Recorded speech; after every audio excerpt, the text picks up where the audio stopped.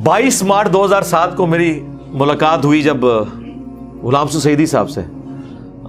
کئی گھنٹے میں نے ان کے ساتھ گزارے کیونکہ میں نے شرح صحیح مسلم پڑھی تھی تو میں بڑا فین تھا. جب ان کو پتہ چلا تو بلا لیا انہوں نے کمرے میں. مفتی منیب صاحب بھی ان دنوں جیو پہ پروگرام وہ کر رہے تھے عالم آن لائن. مجھے یاد ہے ڈاکٹر احمد لیاقت کا وہاں فون آیا, اس وقت رویت ہلال کمیٹی کے چیئرمین بھی. تو پہلے 40 منٹ مفتی منیب صاحب کے ساتھ ہوئی گپ شپ. انہیں پتہ چلا یہ اٹامک انرجی میں جاب کرتے ہیں اور آئے ہوئے ہیں یہاں پہ. کافی گپ شپ ہوئی توحید کے حوالے سے. مفتی صاحب کے الفاظ تھے, کہتے ہیں یار میں تو اب محفل نعت میں جانا بھی چھوڑ گیا ہوں. مفتی منیب صاحب کے الفاظ. میں نے کہا کیوں؟ کہتے ہیں دیکھو شرکیہ الفاظ میں یہ نعتیں پڑھتے ہیں, خدا کا پکڑا چھڑائے محمد, محمد کا پکڑا چھڑا کوئی نہیں سکتا. یہ مفتی منیب صاحب کے الفاظ ہیں. میں اتنا خوش ہوا کہ یار اتنا بڑا بندہ توحید کے بارے میں سینسٹیو ہے, اس فرقے کا جو کہتا ہے کہ شرک ختم ہی ہو گیا ہے. کہتے ہیں اب یہ دیکھو, مطلب یہ اللہ اور رسول کا, بلکہ انہوں نے جملہ بولا یہ شان الوہیت اور شان رسالت کا تقابل کروا رہے ہیں.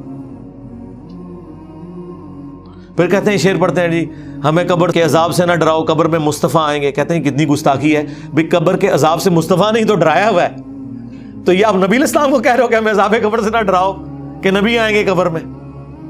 تو پھر اس کے بعد غلام حسن سعیدی صاحب سے ملاقات ہوئی. رات بھی ادھر ہم نے گزاری, صبح ہماری فلائٹ تھی. تو کافی ڈسکشن ہوئی. اس میں نے چند ایک باتیں ان سے ڈسکس کی. اس وقت ایک بات ان سے بڑی حیران کن ڈسکشن ہوئی جب باپا جانی کے حوالے سے. تو انہوں نے بہت سخت لفظ استعمال کیے ان کے بارے میں. خیر وہ شرح صحیح مسلم میں بھی لکھے ہوئے انہوں نے دعوت اسلامی کے بارے میں.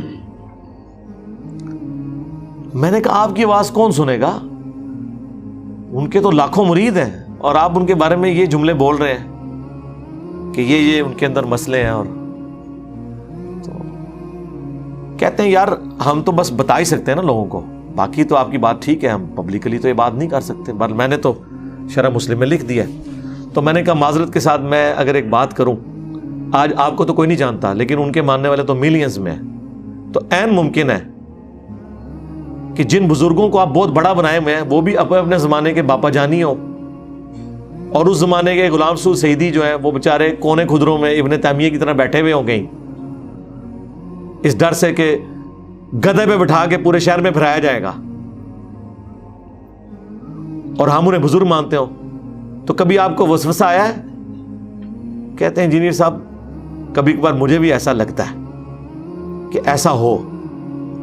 تو دوسری بات میں نے ان سے ڈسکس کی. میں نے کہا یہ آپ نے اتنا پیارا لکھا ایاک نعبد و ایاک نستعین, اور اینڈ پہ آپ نے لکھا کہ نہیں مانگنا تو اللہ سے چاہیے لیکن اگر کوئی غیر اللہ سے بھی مانگ لے, اور وہ ساری وہ جو غیر مستقل بذات اور عطائی ذاتی کے فرق تو جائز ہے. میں نے کہا یہ کیا ضرورت تھی؟